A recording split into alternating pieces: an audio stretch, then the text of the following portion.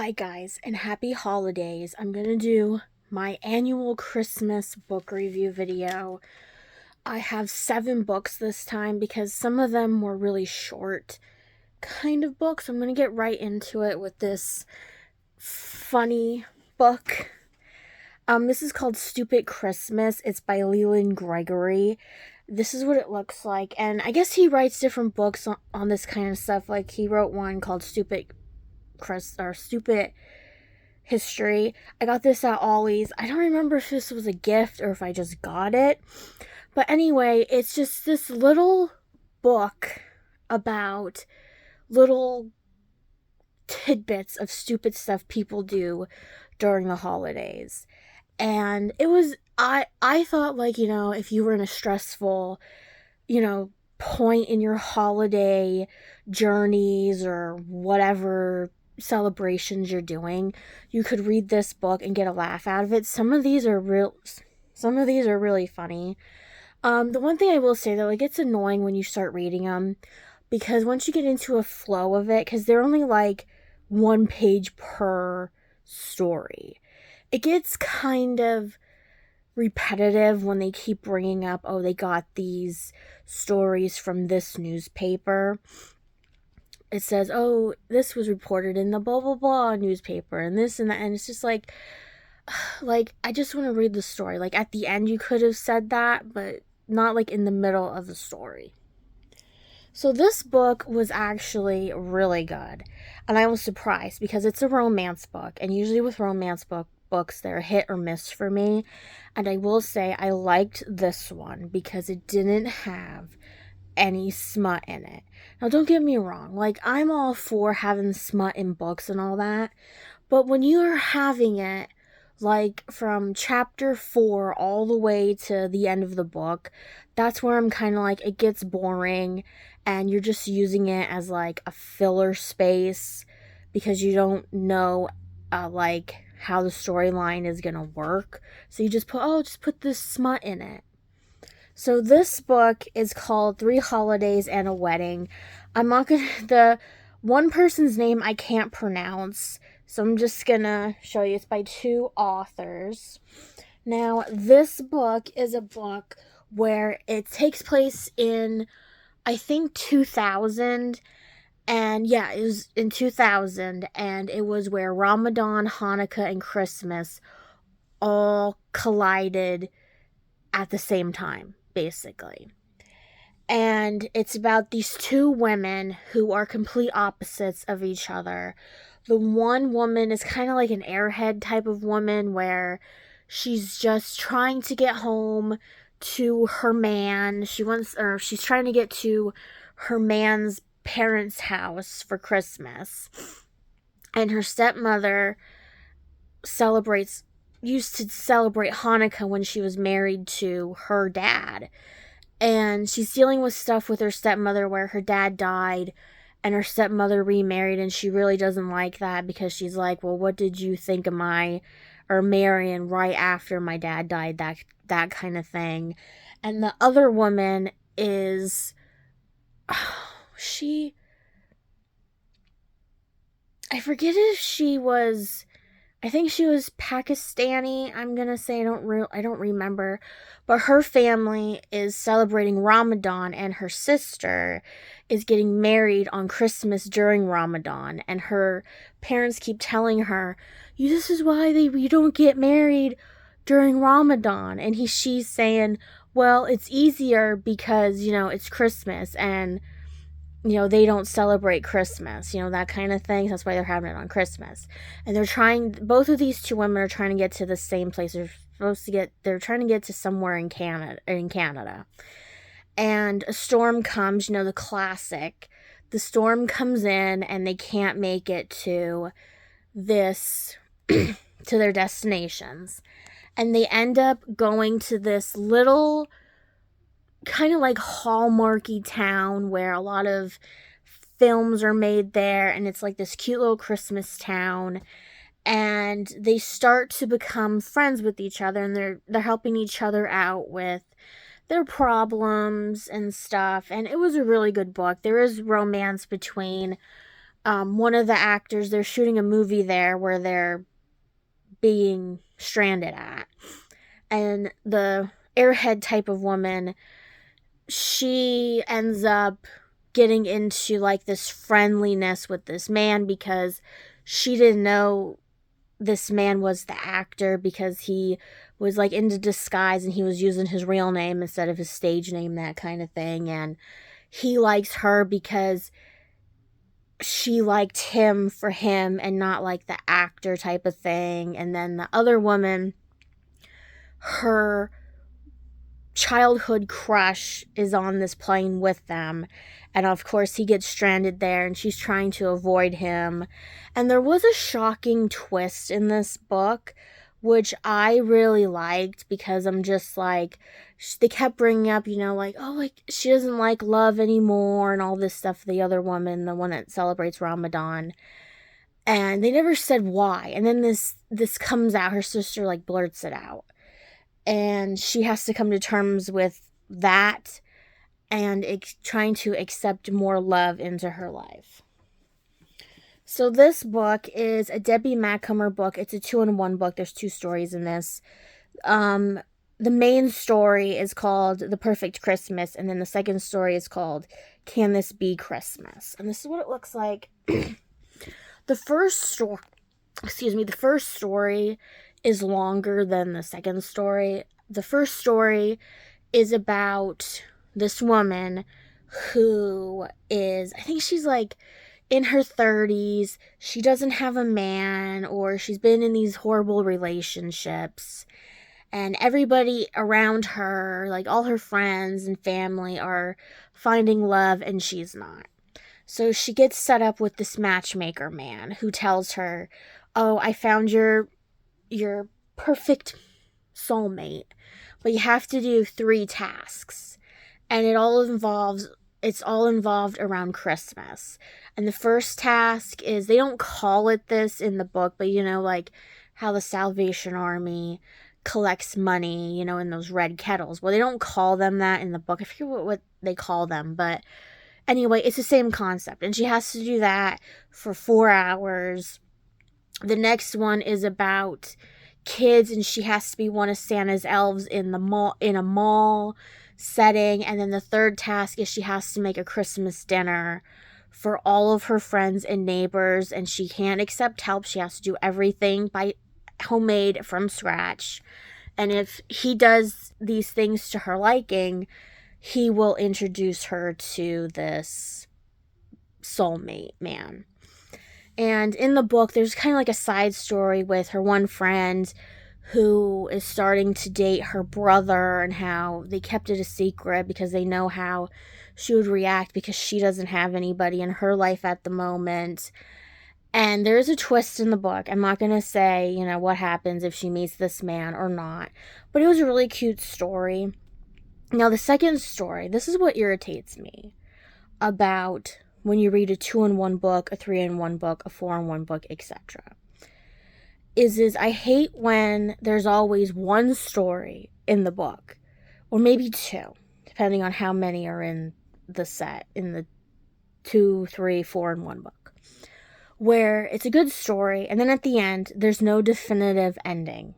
It just ends, and you're just like, well, we didn't get to know what happened to this character and that character and this and that. So this book, the second story in the book, Can This Be Christmas, is about these people who get stranded at this train depot where they were supposed to all go fly home to their respective places. I think they were all going to like Boston or something. And all these strangers are trying to put on this Christmas where, like one person, he's trying to get home because he was in the armed forces. He wants to go home to ask his girlfriend to marry him. There's a young couple who just adopted a baby because they couldn't have one of their own, and they're trying to get to her mother's house. There's this man who he got into a fight with his wife before he left. He's like a traveling salesman type of person, and he is trying to get home so that way he could get to his kids' Christmas pageant or something, and he can't get to it, and then he's like, well, I'm better off, like, just divorcing this woman and stuff, and that kind of stuff. And then there's this woman who's a single mom with her kid who, she was recently divorced from her kid's dad. There's this elderly couple. There's this elderly woman there who she lost her husband and she was going to one of her daughter's houses because she didn't want to spend the holiday alone. Well, anyway, as the night goes on in this train depot, these people come to help them out, like a high school chorus or something comes and sings carols with them. The guy who is the conductor, he brings them this like Charlie Brown-esque type of tree where he just got it for $1, and they try to do their best to make it look beautiful again. This auxiliary women group, they come and they bring them dinner, and it was a cute book, but at the end, I'm not gonna say why the ending wasn't great. There is like a little plot twist in the book with one of the groups that I mentioned, but other than that, like I said, it's just like you wanted to know what happened more to these characters at the end, and then it just ended, and you're just like, well, we didn't get to know, there was no epilogue in it, so we didn't get to know what happened to certain things that happened in the book. So this book is a Harlequin book, and this is called Christmas Witness Survivals by Jane M. Choate. I don't know how you say her last name. And it's a suspense book. This is what it looks like. This book was just okay. I haven't read a Harlequin book in a long time. I hate when you read, now most of these books had Christmas in it throughout the whole book. This is the only one that I read where there was only Christmas in the first 2 chapters, and that was it. And it's about this woman who she sees her fiance doing a horrible thing. And he sees her and knows that she knows what he did, and she flees. And she's basically on the run. She goes to this truck stop in a different state, and it's the other main character, this guy's truck. And he's a widow. He lost his wife. I'm not going to say why he lost his wife, but it was a horrible, horrible thing. And she hides out on his ranch. And during the time that she's on this ranch, she was a caterer. So basically, he said, you stay on my ranch and cook for my ranch hands, the guys on the ranch, and I'll pay you, and you can stay at the ranch. And the thing that got kind of like repetitive was all these times she's getting kidnapped from this ranch by her fiance's men, because he basically is like, he's like a crime guy. He has all these people everywhere. Like, he's rich, he knows people, he like can get his way out with the cops because he knows the cops and can pay them off, that kind of stuff. And so she keeps getting taken by these men who, one worked on the ranch and some other ones are just there to, like, because they know that she's there. And it kept getting repetitive in this book, where it's just like, I'm so tired of her getting kidnapped. You know what I mean? Because it's always the same type of thing. Like, she gets kidnapped. She was like a foster kid, and then she got kicked out of the foster system when she was 18, and then she was just living on the streets. And basically, she knows how to defend for herself, but she still needs this rancher guy to come and save her, like, like the damsel in distress kind of thing. And that's what it basically was. And then he would save her, and then they'd go back to the ranch, and this other stuff would happen to them. And it was an okay book. The one thing that really irked me was that what happened to the main character guy's wife. He was trying to figure out more about that, and he really never did. Because I thought, oh, this and this was going to happen, but it never did in this book.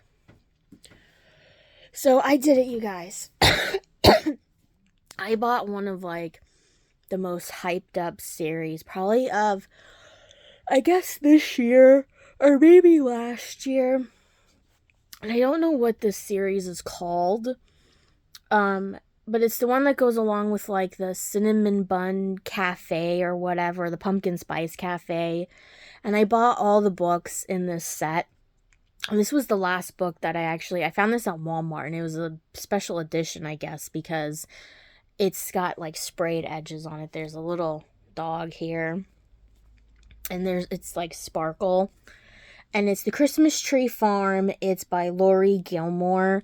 This book is the third book in the series. I wanted to read it because it is a Christmas book.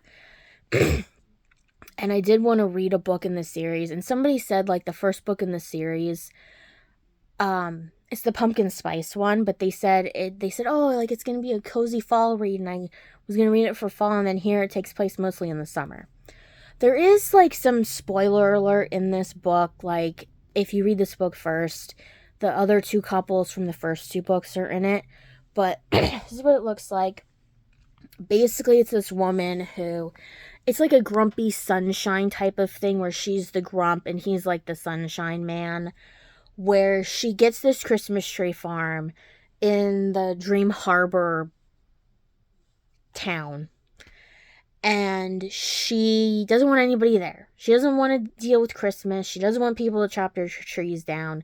She's there because she wants to live off the grid. She wants to kind of be a homemaker type of woman. She wants to show her parents, who are really, really rich, that she can do this by herself. She doesn't need her sister. Her sister married some Nordic type of guy. I forget where he was from. I don't know if it was from Denmark or something. And then here she meets this man who has dogs, and she treats the animals in this book better than she treats this main character guy. And here it's, she had bought this farm. It doesn't have any heat in it, nothing. And here he helps her to make her life better in little ways on this Christmas tree farm. And then she eventually opens up the Christmas tree farm because he was sent there to spy on her, because apparently, people think in this town the previous owner, did something on this farm, and they want to know if it's true or not, if he hid certain things on this farm. And what happens is there is some smut in this book, a little bit of smut. It's not every chapter after they meet there's smut in it, but there is smut in it. I think it's halfway through the book. And I don't know how many, I think there's 20 some chapters in this book. I really liked it. I thought it was a good book. I didn't want to put it down, and like I said, I read a lot of hype books this year, I feel like. And this was one where I was just and now, there's a lot of people that are copying this kind of motif. And it kind of brings me into the conversation of, these books are kind of Debbie Macomber, I think she wrote books, the Cedar Cove books, was kind of this kind of setup where it was one book was based on one person in this town. And this is how these books kind of are without the smut in them. But I thought it was good. They get stranded at her house during a snowstorm, and that's where things really kind of pick up. But I thought it was a good book. There is an excerpt in this book for the gingerbread one, which I think is the last one that came out. I think it's the fifth book. So this book is called A Deadly Chapter. It's Secrets of the Castleton Manor Library. It is a Christmas book. This is what it looks like. And I got this book recently from one of my book haul videos, I think. And it's about this woman. She works at the Castleton Manor in this library. That's a lot of rare books are in it. And they're doing, it centers around Christmas. The Charles Dickens Society is there doing a rendition of the Christmas Carol, classic Christmas book. and stuff starts happening. And to help with her trusty cat, I forget what her name is. What's her name? Faith. And her cat's name is Watson. He's kind of like a tuxedo cat, but he has a nubbed, nubbed tail, I think they call it. And she said that was from an accident before she had him. She just found him, like, on the streets when he was a kitten, and they bonded ever since. And the cat in this book has certain parts in the book that are italicized where it's his thoughts on things, which is kind of a weird thing in mystery books because it is a mystery book. But I thought it was a cute book. It only has 200 some pages in it. There's 20 chapters in it, so it's like a quick read, or you could read like half and half, that kind of thing. So this book is called Jingle Bell Bark. It's by Lauren Berenson. It's called Jingle Bell Bark, and it's a Melanie Travis mystery. I just hauled this book in a recent book haul video. I have a ton of these books. This book, this is what it looks like. It takes place around Christmas. Melanie is a tutor at this private school. She helps the special needs kids in the school. And her son goes to a public school, and the bus driver that takes him to and from school and to where he's going to go to do his Christmas pageant practices, he mysteriously vanishes. And Melanie goes on the hunt to figure out why this happened, and and gets to know more about this bus driver man that she didn't really know. She knew him all through her childhood too, because he is an older man now, and her one friend is trying to adopt a puppy for her kids for Christmas, and she's trying to get her to look more into it. And her brother's wife is pregnant, and she goes into labor, which is funny. These books are kind of like the Donna Andrews books. I forget, Meg Laszlo, where they're just funny. They're funny and they're comedic. It's a great read, like you want to keep reading it because it's just a funny mystery type of book. Like I said, I have more of these books, so I'll try. I don't know if I'll be able to read one like anytime soon, but I really like this book. That was my book review video. I probably won't do another one until next year, so Happy New Year, Happy Holidays, and I'll see you guys next time with another video. Bye.